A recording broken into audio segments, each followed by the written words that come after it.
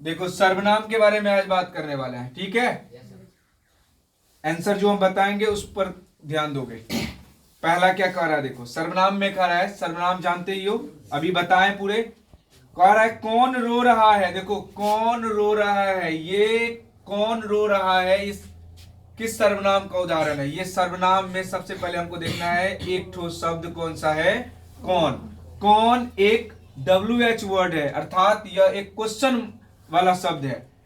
तो कहेगा कौन रो रहा है, ये शब्द क्या आएगा, संबंधवाचक में, पुरुषवाचक में, प्रश्नवाचक में, निजवाचक में। राइट आंसर होगा सी, प्रश्नवाचक। क्लियर, पहला का क्लियर हुआ सी। चलिए सी पहला का क्लियर हुआ। चलो दूसरा कह रहा है सर्वनाम उस विकारी शब्द को कहते हैं जो विशेषण के बदले आता है, नहीं क्रिया के बदले आता है, नहीं संज्ञा के बदले आता है। तो हाँ, क्या संज्ञा के बदले जो शब्द आता है उसी को हम क्या कहते हैं, सर्वनाम। तो राइट आंसर इसका क्या हो जाएगा, सी।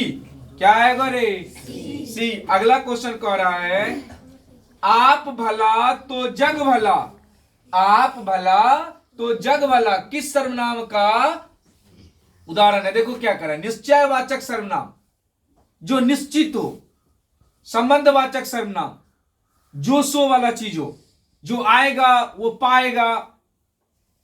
समझ रहे हो, यह मेरा घड़ी है, या निश्चयवाचक जो आएगा वो पाएगा। कौन आ रहा है, तो ये सही जवाब इसका हो जाएगा निजवाचक। क्या होगा, निजवाचक। आप भला तो जग भला, आप भला तो जग भला, निजवाचक, ये निश्चित वाला चीज है। अगला कह रहा है तुम्हें क्या चाहिए, फिर आ रहा है क्वेश्चन, तुम्हें क्या चाहिए। ये क्या वाला एक शब्द है, ये प्रश्नवाचक। तो ये हो जाएगा क्या बच्चा, प्रश्न। राइट आंसर क्या हो जाएगा इसका, सी। आ रहा है समझ में सबको, सबको समझ में आ रहा है ना, मिल रहा है।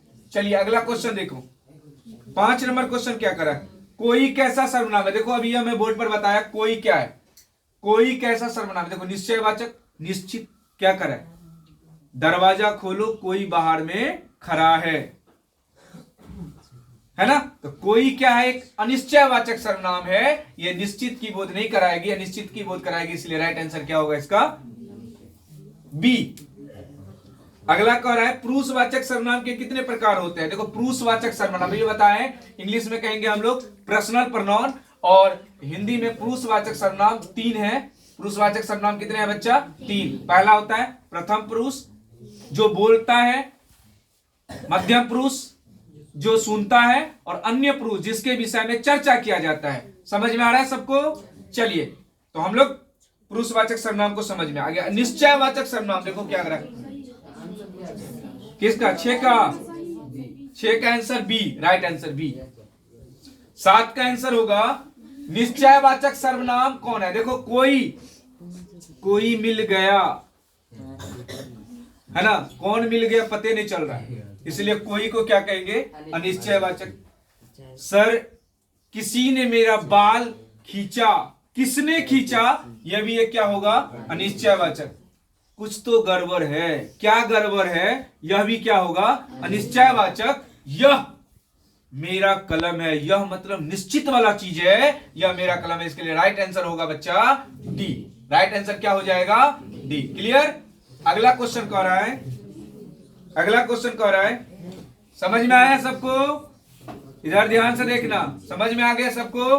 अगला क्वेश्चन क्या कर रहा है, देखो सर्वनाम के कुल कितने भेद है, अभी बताए थे 3, 4, 5, 6। देखो ध्यान से, संज्ञा के 5 भेद हैं, विशेषण के 4 भेद हैं, संधि 3 प्रकार के होते हैं, लेकिन सर्वनाम कितने प्रकार के होते हैं बच्चा, 6। तो राइट आंसर क्या हो जाएगा, डी। अगला 9 नंबर क्वेश्चन,